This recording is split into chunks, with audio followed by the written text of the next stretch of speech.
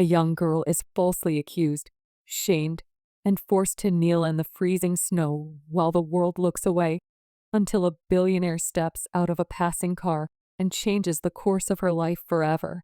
What begins as an act of rescue soon pulls both of them into a story of hidden wounds, fragile trust, and a truth deeper than either expected.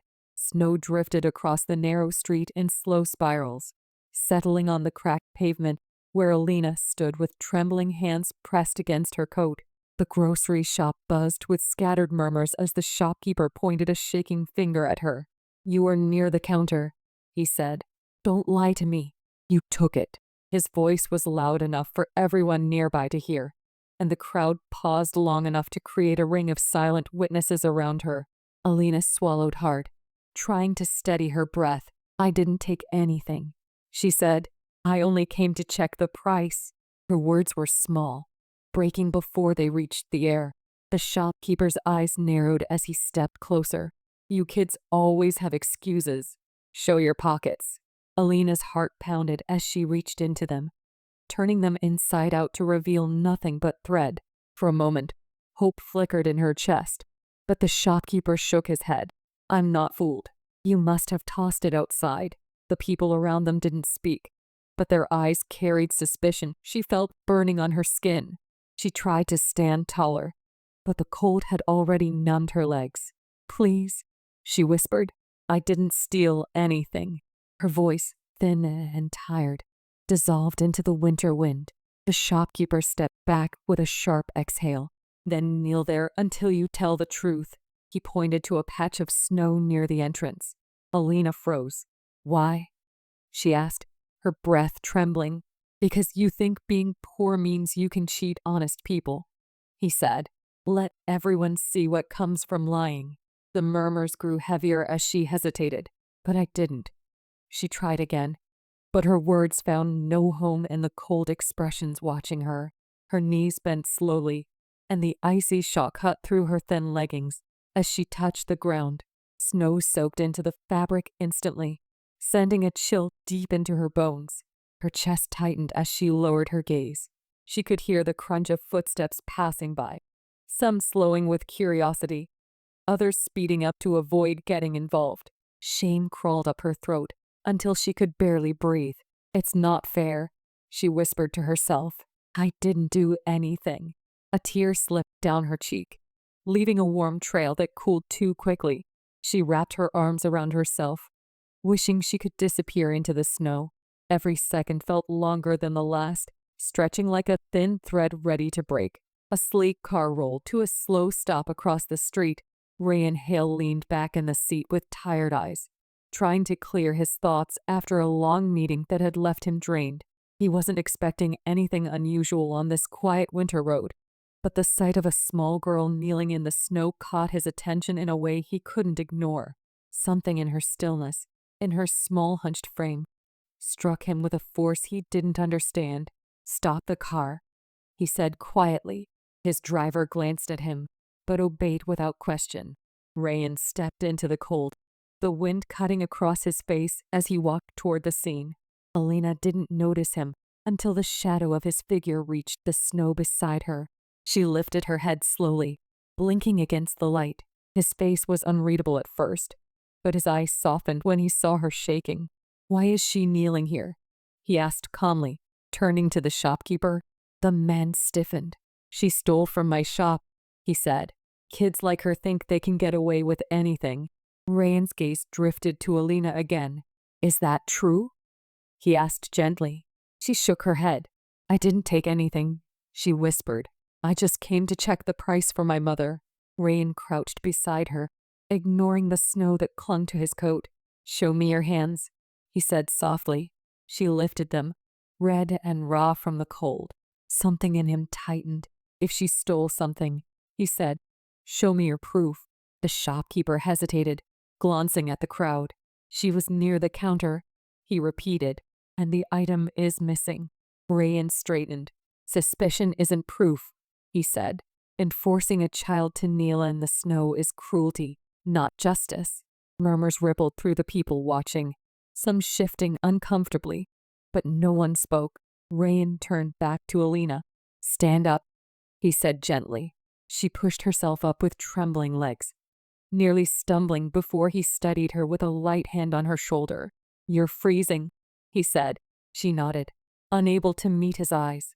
He removed his scarf and wrapped it around her neck. Come with me, he said. We'll sort this out properly. The shopkeeper stepped forward. You can't just take her, he snapped. Ryan's tone remained calm. I'm taking responsibility for her, he said. If you find evidence later, you know where to reach me. The shopkeeper stayed silent, unsure how to challenge a man whose confidence felt immovable. Rain guided Alina carefully toward the car. She glanced back once, seeing the crowd scatter like windblown leaves now that the moment had passed. When she reached the car door, her voice broke out softly. Why did you help me? He looked at her with quiet sincerity. Because no one should face something like that alone, he said. And because I know what it feels like to be accused without reason.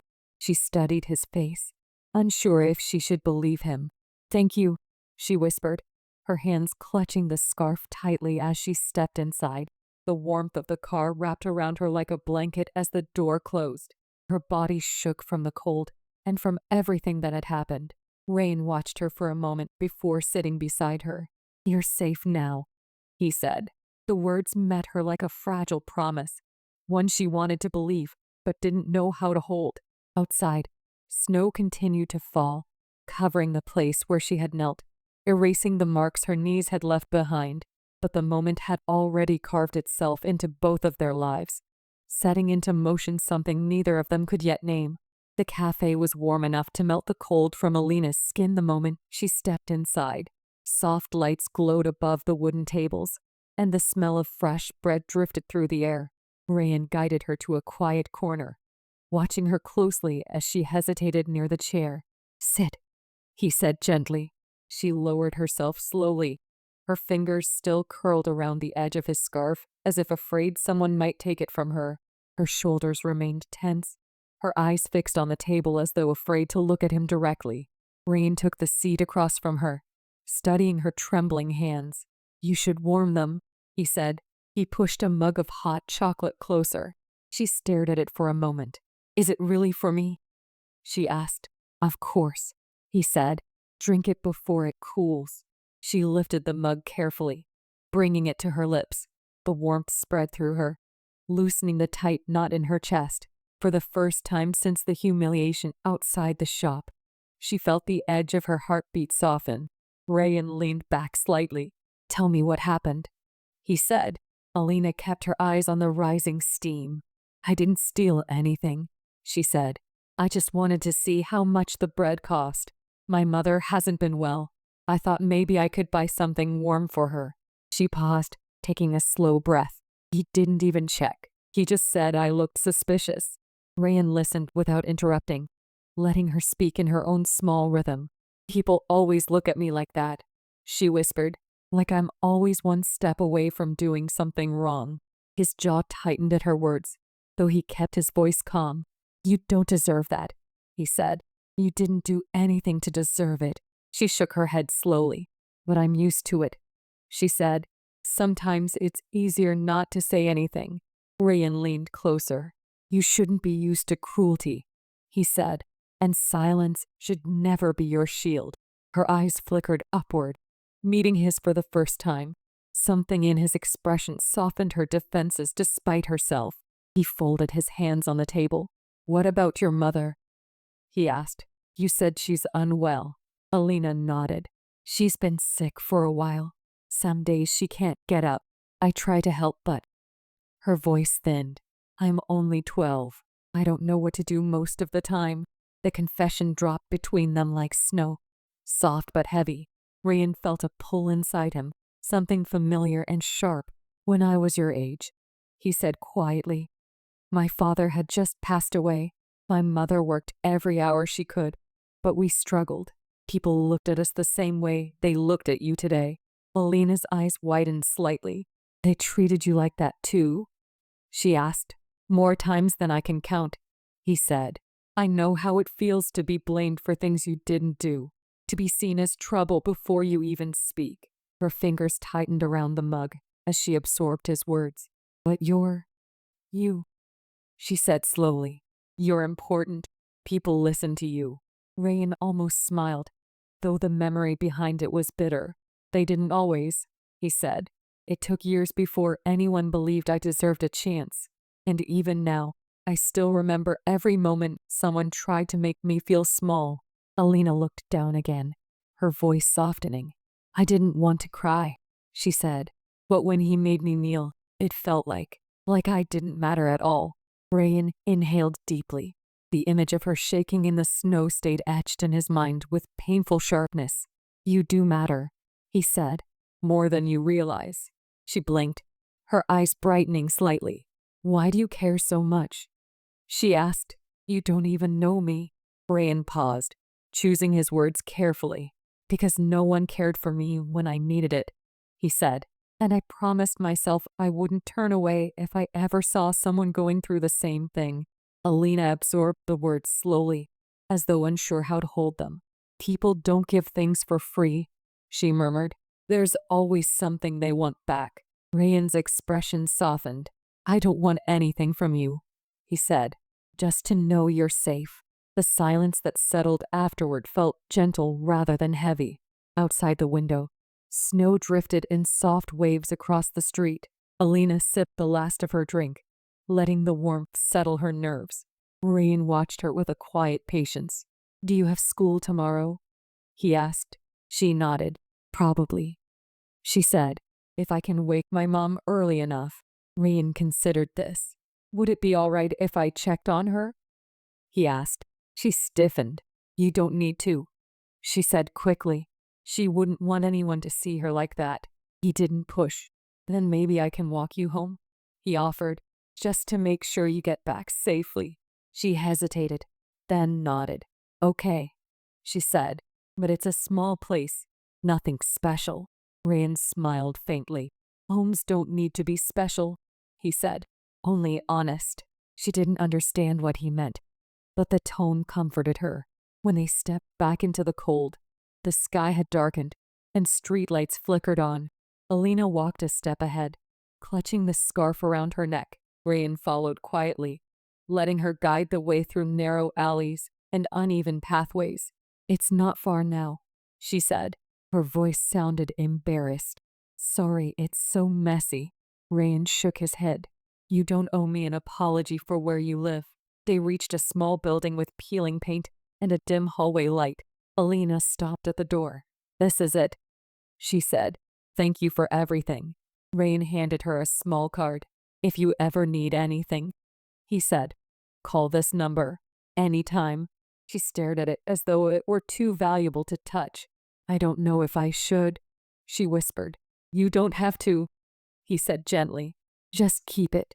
She slipped it into her pocket slowly. Good night, she said. Her voice carried a mix of gratitude and confusion. He nodded. Good night, Alina. She opened the door and stepped inside.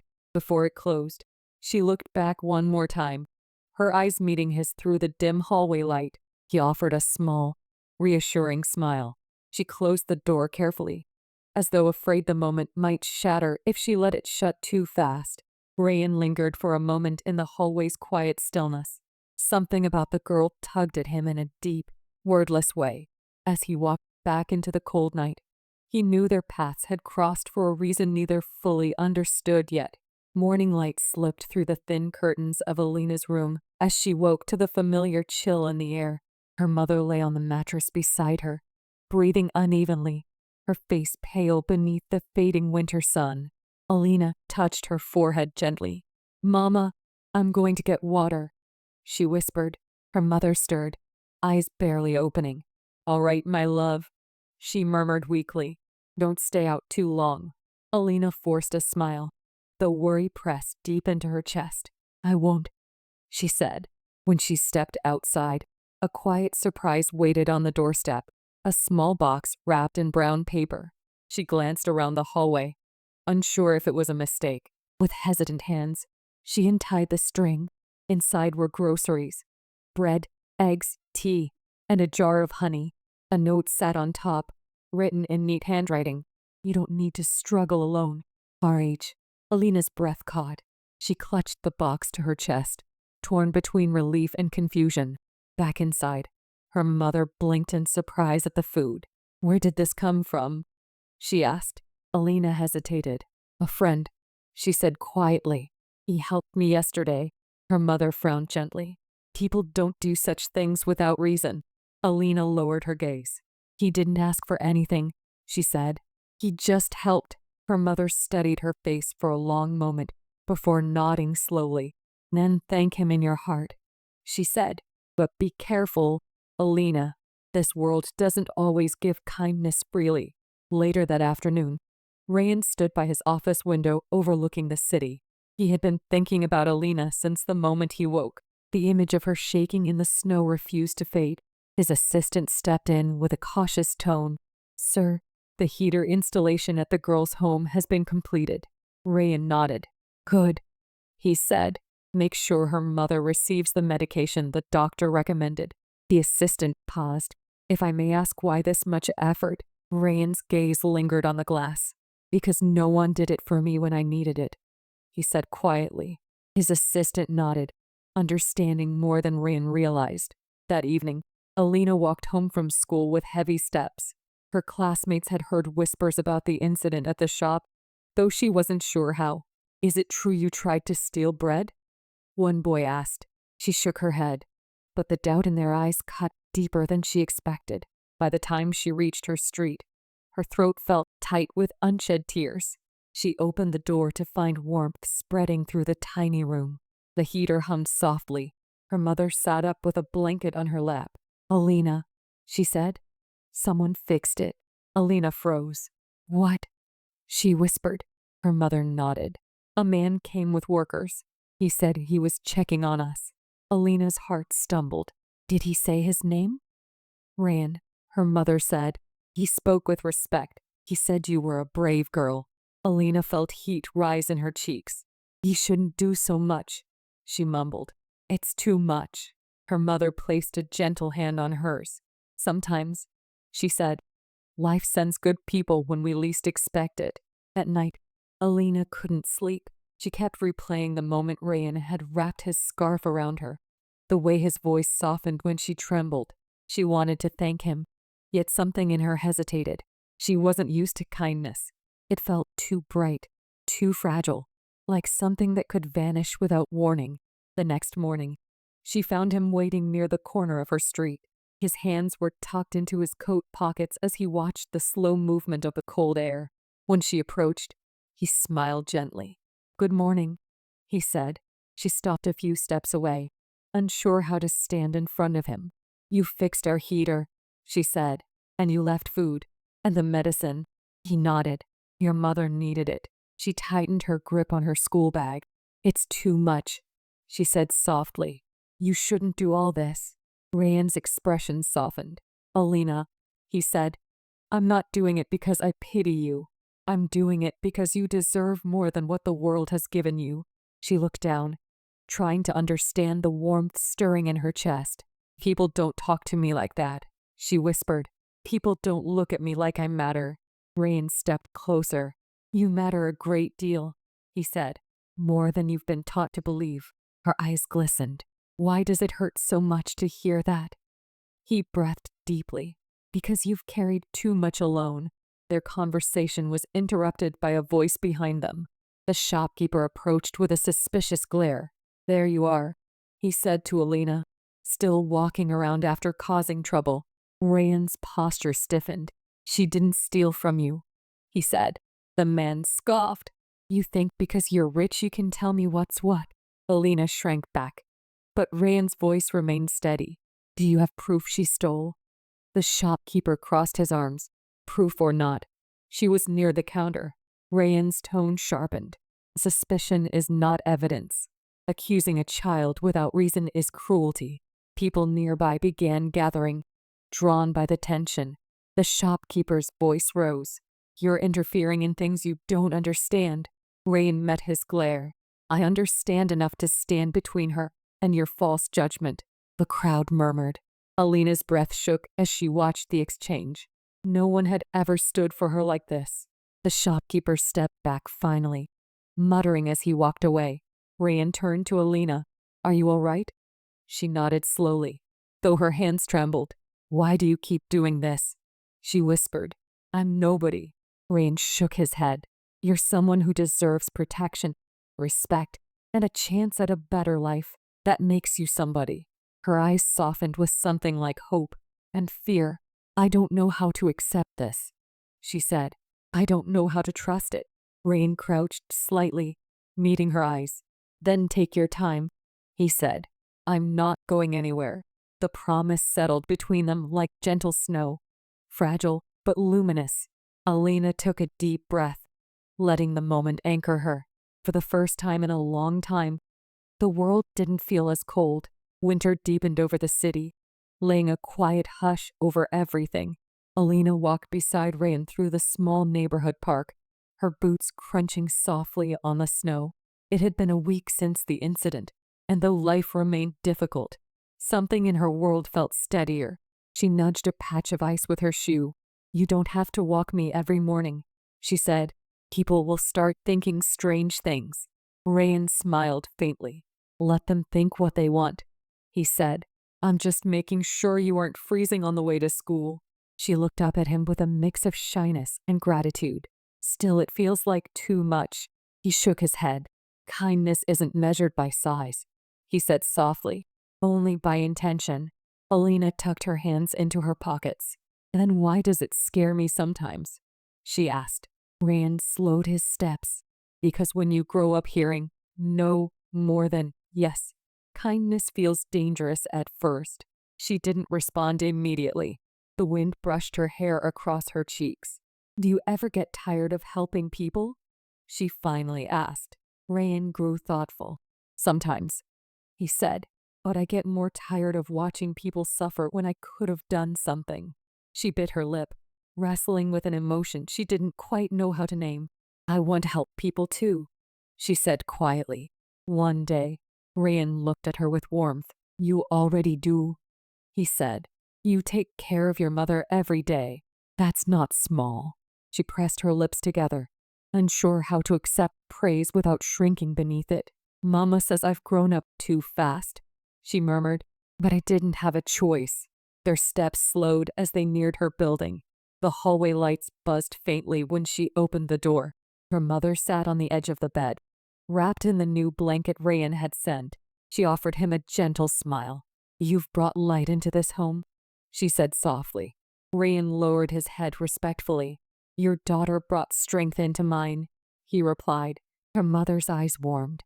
Alina tells me you've helped more than we can repay. Rayan shook his head. There is nothing to repay, he said. I only did what should have been done.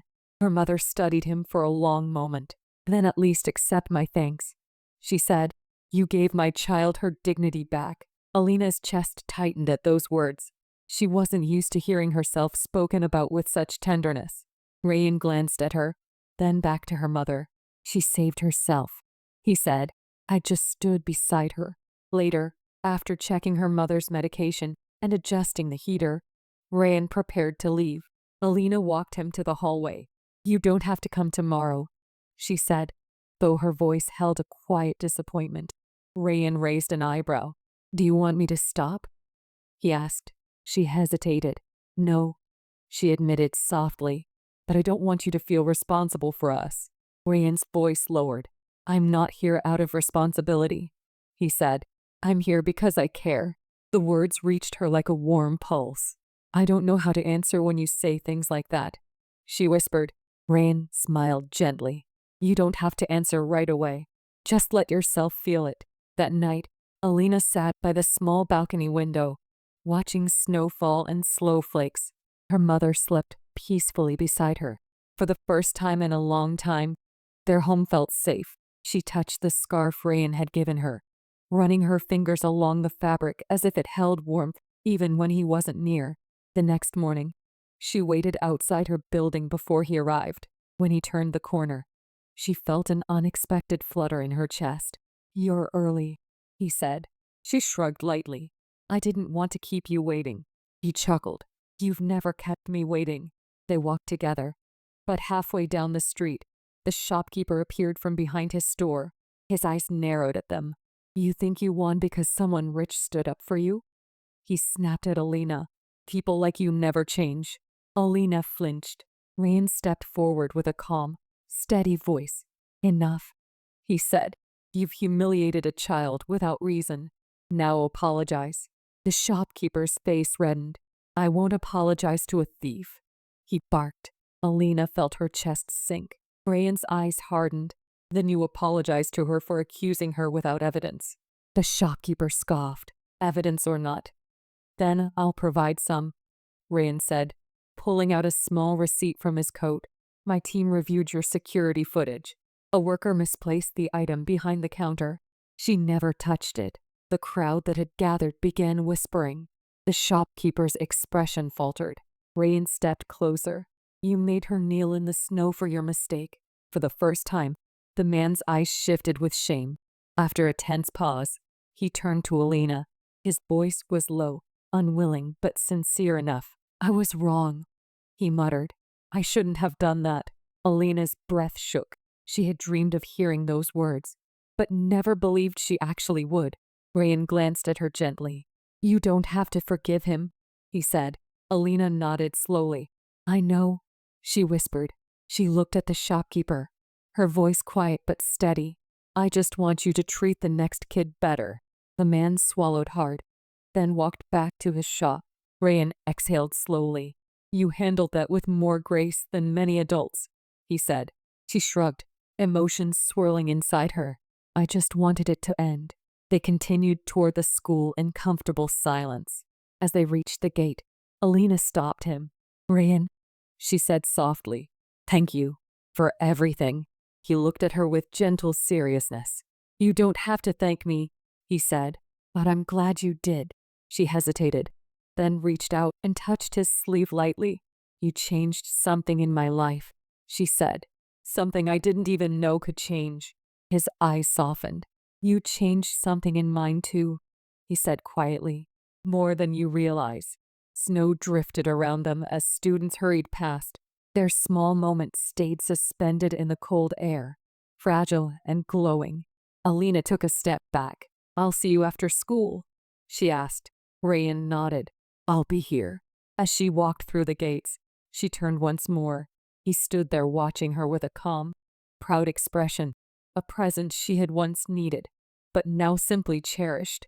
For the first time, Alina didn't feel like a shadow in the world. She felt seen, she felt valued, and she felt quietly, beautifully free.